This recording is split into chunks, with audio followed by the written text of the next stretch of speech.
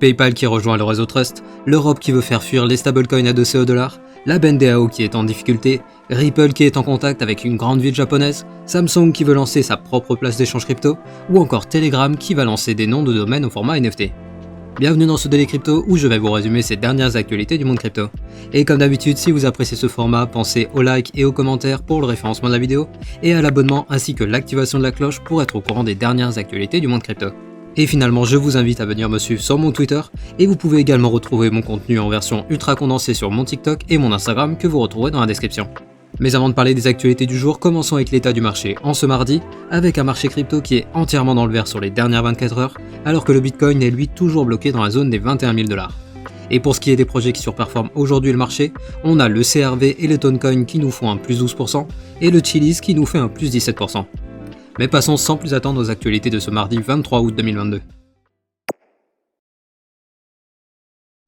On débute les actualités du mardi avec PayPal qui rejoint le réseau Trust. Mais tout d'abord, le réseau Trust c'est quoi? Eh bien il s'agit d'un acronyme qui veut dire la Travel Rule Universal Solution Technology, et concrètement il s'agit d'un regroupement d'entreprises du secteur crypto qui vise à appliquer la Travel Rule pour se conformer aux demandes du régulateur qui demande de conserver et de partager des informations sur certaines transactions.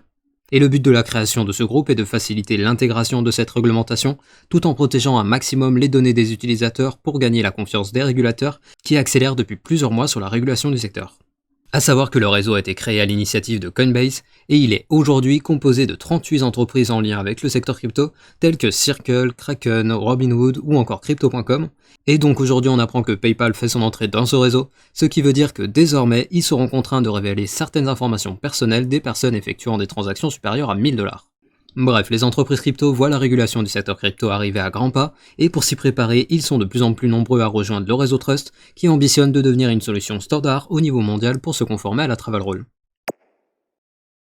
D'ailleurs, en parlant de réglementation, on a l'Europe qui inquiète le secteur des stablecoins. En effet, la loi MiCA comprend certains éléments qui pourraient entraîner le bannissement des principaux stablecoins adossés au dollar, qui sont l'USDT, l'USDC et le BUSD, et qui représentent près de 75% des volumes échangés en stablecoins. Et concrètement, le texte actuel propose d'imposer un plafond d'échange journalier pour les stablecoins à 200 millions d'euros et 1 million de transactions. Mais le truc c'est que si on prend l'USDT, on parle d'environ 50 milliards de dollars de transactions journalières et 5 milliards de dollars pour l'USDC. Bref, ce genre de plafonnement aura l'effet d'un bannissement qui fera fuir cette industrie en dehors de l'Europe.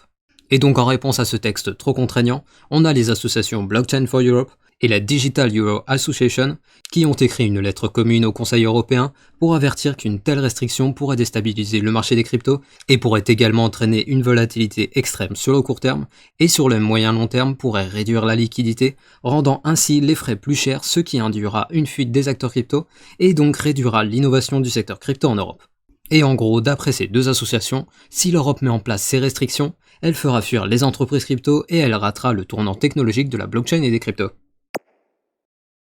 Pendant ce temps, il semblerait que les institutionnels craignent une nouvelle chute des cryptos.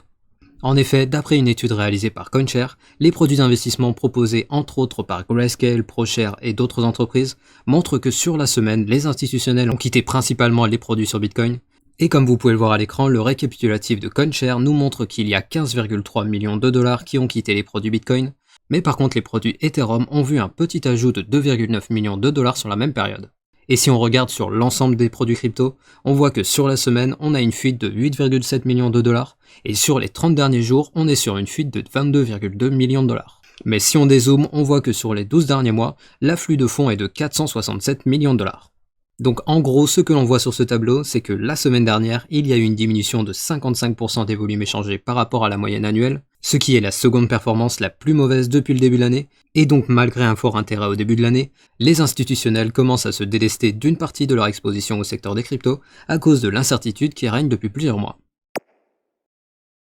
Et en parlant d'incertitude, on a la BNDAO qui est en grande difficulté. Mais tout d'abord, je vous rappelle que la BNDAO est une organisation décentralisée qui gère un protocole qui permet d'emprunter des Ethers à hauteur de 85% de la valeur du floor price d'un NFT qui est déposé en collatéral.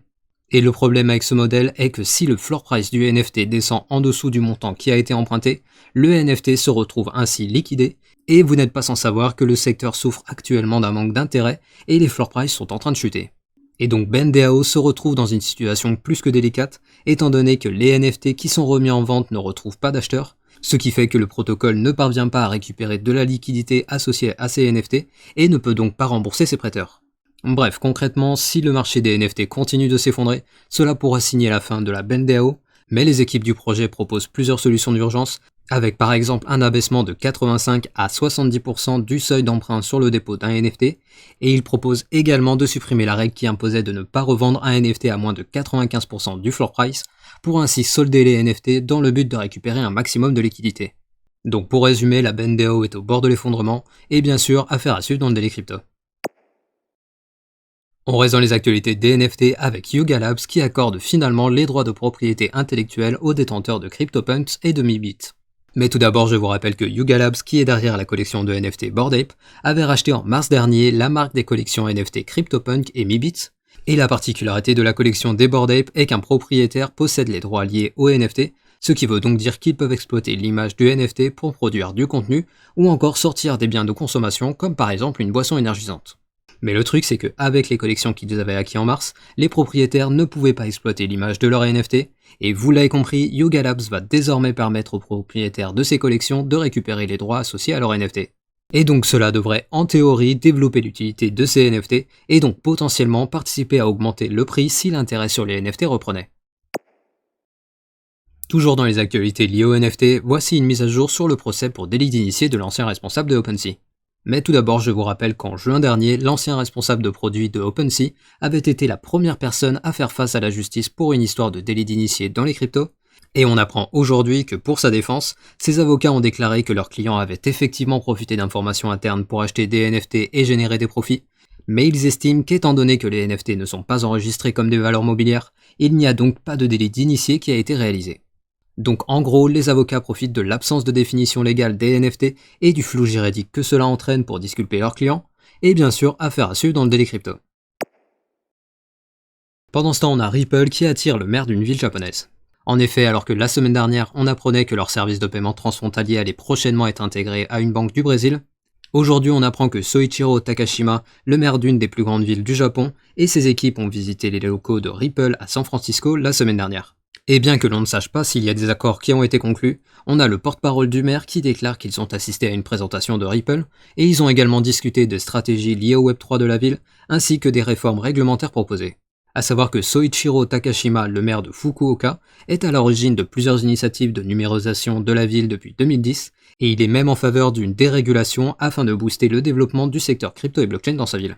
Bref, avec la visite qu'ils ont effectuée chez Ripple, on voit là une première approche qui pourrait potentiellement se solder par une adoption des services de Ripple par une des plus grandes villes du Japon. En parlant d'adoption, on a Samsung en collaboration avec d'autres entreprises qui ambitionneraient de lancer une plateforme d'échange crypto. En effet, d'après les informations rendues publiques par un média financier coréen, on a Securities, la filiale dédiée à l'investissement de Samsung, qui se serait associée à 6 entreprises coréennes ayant un lien avec les finances pour entrer en contact avec le régulateur coréen, pour au final avoir l'autorisation de lancer, je cite, une plateforme d'échange dédiée aux jetons de sécurité basée sur la blockchain d'ici le premier trimestre de 2023. A savoir que Samsung Securities avait déjà tenté en fin d'année dernière de développer une plateforme de smart contract, mais visiblement il n'aurait pas trouvé d'employés et aurait donc abandonné le projet. Mais ici, avec le soutien de ces 6 entreprises et l'assouplissement de la réglementation qui a eu lieu grâce au nouveau président, la multinationale a toutes les cartes en main pour pouvoir proposer dès 2023 une plateforme d'échange crypto en Corée du Sud.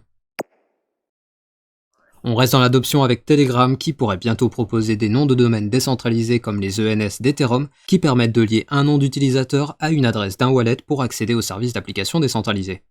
A savoir que l'idée a tout d'abord été initiée par la fondation Ton, qui est, je vous le rappelle, à la base un projet de Telegram qui voulait intégrer la blockchain à l'application, mais face à la pression des régulateurs, ils ont abandonné le projet qui a ensuite été repris par la communauté qui a continué à le développer. Et en juillet dernier, les équipes derrière la fondation Ton ont proposé des noms de domaine en .ton, et visiblement l'idée a convaincu le fondateur de Telegram, qui annonce que, au vu des résultats obtenus par la fondation, leur application comportant 700 millions d'utilisateurs pourrait grandement profiter de cette intégration des noms de domaine en format NFT. Mais à l'heure actuelle, rien n'est fait car le dirigeant annonce que pour le moment, ils ne sont que au stade de l'étude du projet pour éventuellement intégrer le Web3 dans les semaines à venir.